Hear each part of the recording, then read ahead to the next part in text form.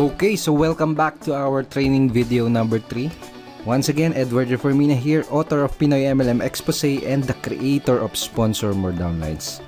Una sa lahat, gusto ko magpasalamat sa lahat ng mga nag-like, sa lahat ng mga nag-comment, at sa lahat ng mga nag-post ng kanilang mga questions. Thank you so much. So, I hope napanood mo na yung ating video training number 2. Dahil dun sa training video number 2, pinag-usapan natin yung mga common MLM myths na pinaniniwalaan ng mga Pinoy networkers na pumipigil sa kanila para magkaroon ng resulta at maging successful sa kanilang mga business. Tinuro ko din do sa training video number 2 kung paano mo sasagutin yung top 3 most common MLM objections. So ngayong araw na to, in this video, pag-uusapan natin yung pinaka-importanting skill na kailangan mong matutunan as a network marketer. At yun ay ang closing skill. So bakit ba napaka-importante na matutunan natin at ma-master natin itong closing na to? Let me tell you a true story. Nung unang na-introduce sa akin ang network marketing, naisip ko kagad kung sino-sino yung mga tao na pwede kong matulungan do sa magiging network marketing or MLM business ko. Isa sa unang pumasok sa isip ko ay yung classmate ko nung college. Alam ko kasi yung hirap niya sa buhay. Kumbaga siya yung sumusuporta sa mga magulang niya. Siya yung sumusuporta na sa buong pamilya niya. Siya yung nagpapaaral ng mga kapatid niya. Gustong-gusto ko siyang mapasali sa business ko dahil alam ko na malaki yung maitutulong sa kanya at sa pamilya niya ng opportunity ko.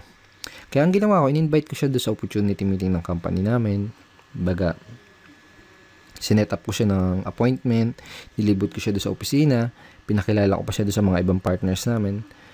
Kaso, hindi lang pala ganun kasimple.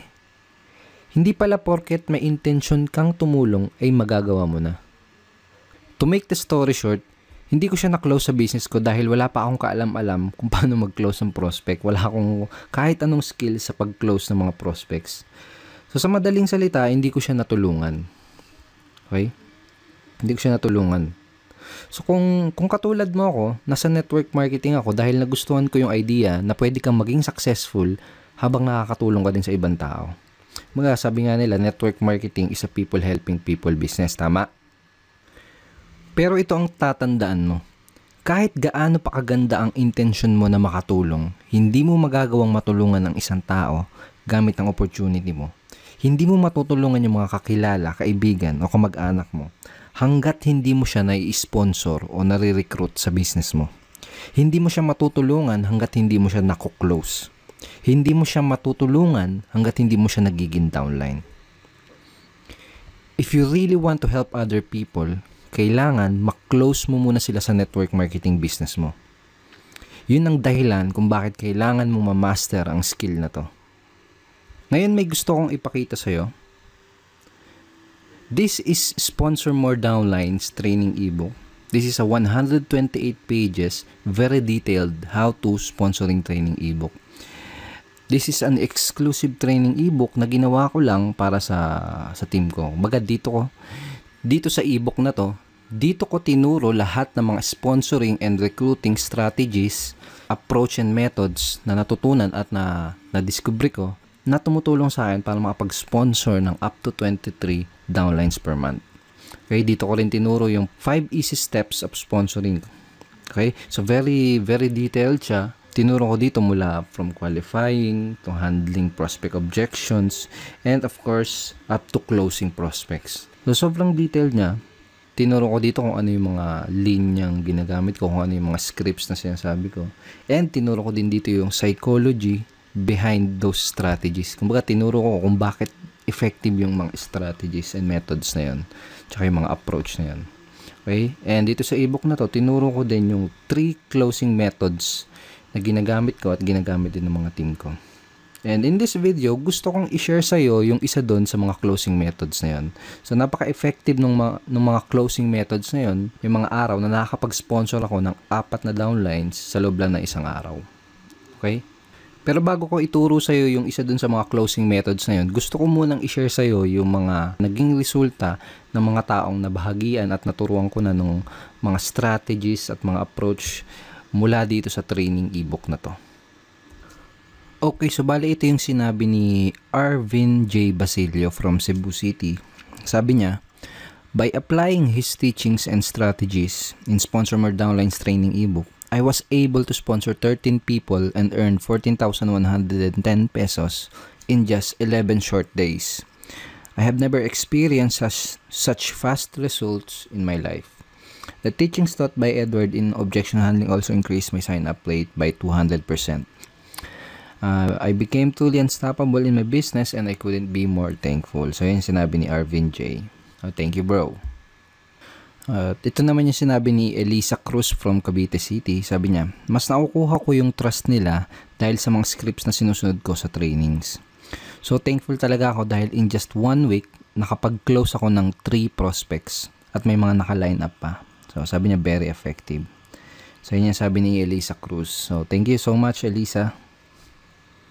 And ito naman yung sinabi ni Alvin Alcobendas from Batangas City. Sabi niya, nung sinimulan kong i-apply ang natutunan ko mula sa Sponsor More Downlines, every week meron akong nakuklose at na-sponsor na tao. And now, 3 months in my business, nakapag-sponsor ako ng 17 direct downlines at weekly na akong kumikita around $100 per week. So, thank you so much, Alvin. At ito naman yung sinabi ni Mari Bixon from Italy.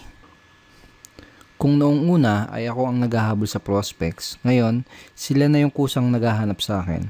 Wala na rin akong katakot-takot sa pagsagot sa mga prospect objection. Iba talaga pag may proper training. In 1 month, I got 5 direct referrals. Ayan sabi ni Marivic. Thank you, Marivic. At ngayon, ito naman yung sinabi ni Ryan Montilla from Makati City. Sabi niya, dati nung di ko pa natututunan yung mga strategies sa Sponsor More Downlines, ay para akong naglalakad sa dilim na walang ilaw, na nangangapa ako sa daan na tatahakin ko.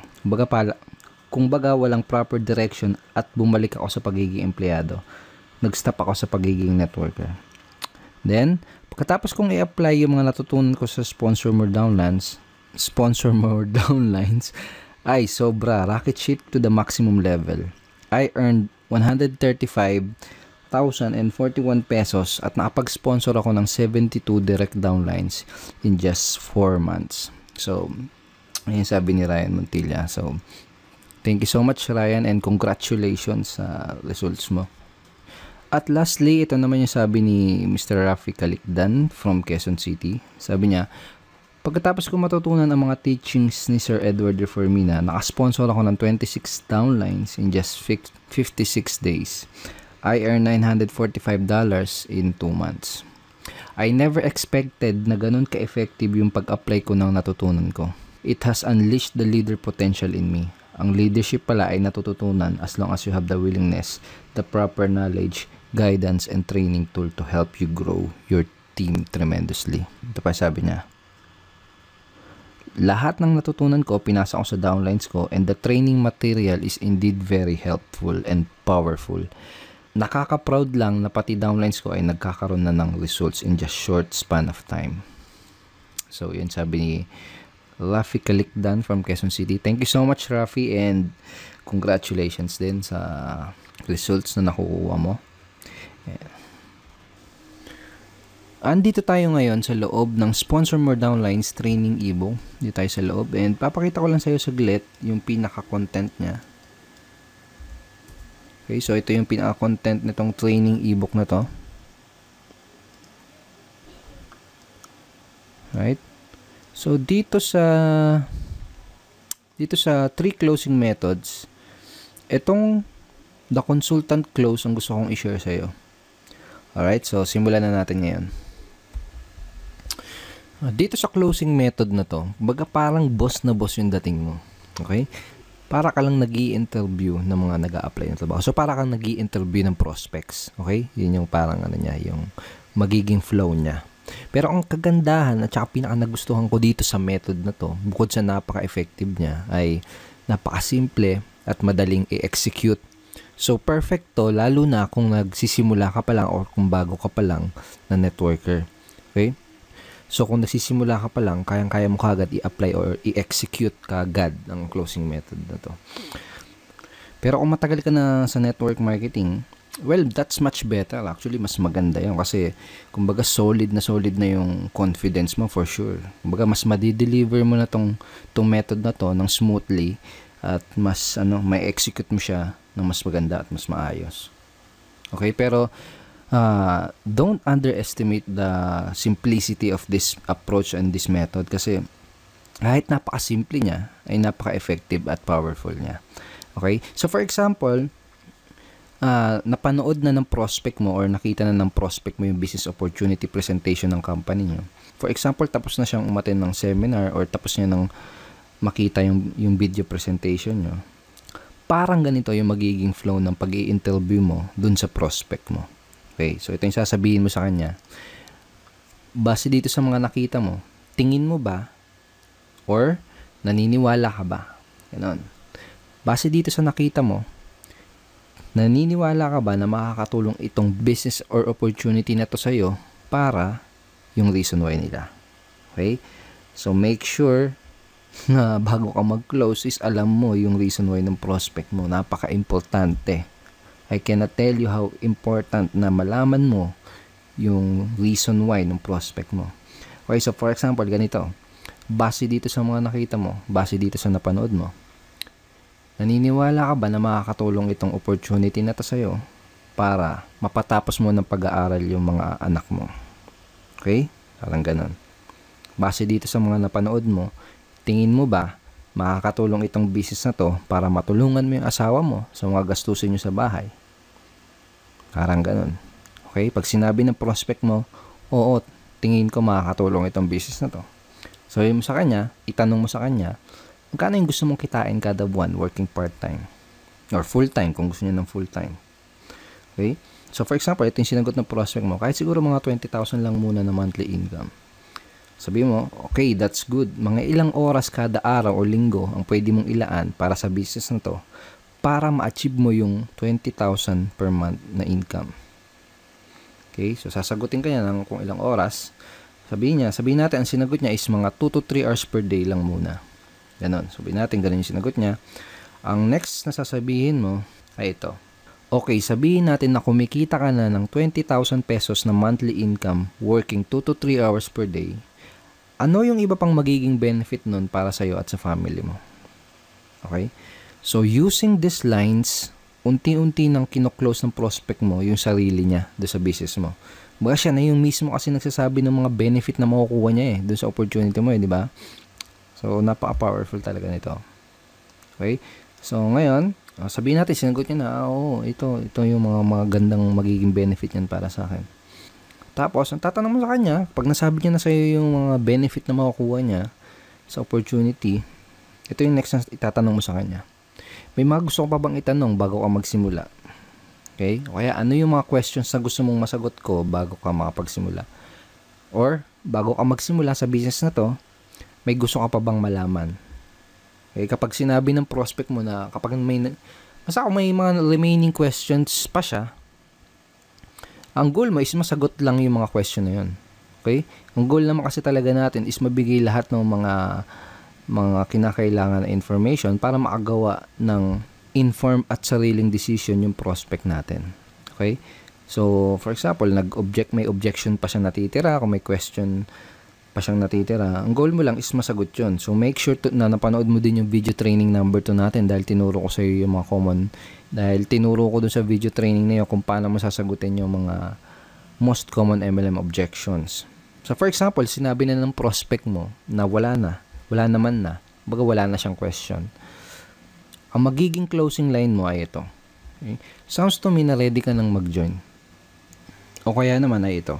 Mukhang handa ka nang magsimula. Tama ba? Kaya, mukhang handa ka nang magsimula sa business na to. Tama ba? Pag sinabi mo yun sa prospect mo, pakinggan mo kung ano yung isasagot nila. Kasi doon mo malalaman kung may mga tanong pa sila or kung may mga objections pa sila. Okay? Kung wala na silang tanong, ang sasabihin lang nila, parang ganito, oo, ready na ako. Or paano ba magsimula? Okay? Kapag tinanong nila na ganun, kapag tinanong ka na nila kung paano ba magsisimula sa business mo, sabihin mo lang, okay, ganito yung next step na gagawin mo para makapagsimula ka na kaagad. Parang ganun. Okay, let me show you yung mga next steps na gagawin mo para makapagsimula ka na kaagad. Okay? So, ganun, i-guide mo na siya sa pag-sign up do sa business opportunity nyo. kung paano ba yung sign up process nyo. Ituro mo na sa kanya yung step by step na gagawin niya para makasali as soon as possible. So, ganun lang siya kasimple. Di ba sabi ko kanina na very simple lang siya pero very effective. Pero ang kagandahan, pwede mo agad siyang i-apply at magamit sa business na ginagawa mo ngayon. And may mga ibang nagtatanong, natanong nila sa akin, paano kung iba yung isagot nila doon sa itatanong ko. Okay, for example, tinanong ko to, tapos iba yun naman yung sinagot nila, hindi kagaya ng mga example na binigay ko. Well, to tell you honestly, hindi naman kasi importante yung mga script eh.